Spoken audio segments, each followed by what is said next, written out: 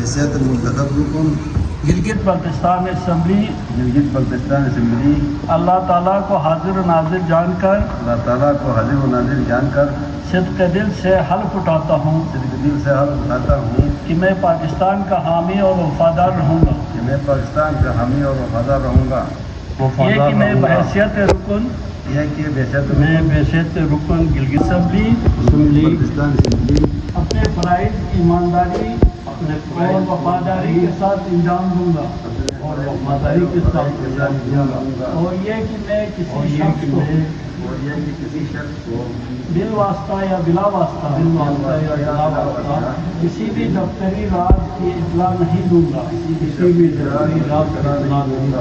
اور نہ ہی کسی پر ظاہر کروں گا جو کہ بحیثیت رکن گلگت بلتستان اسمبلی میرے علم میں آئے گا. اللہ تعالیٰ میرا حامی و ناصر ہے. اپنا دستخط کیجیے گا.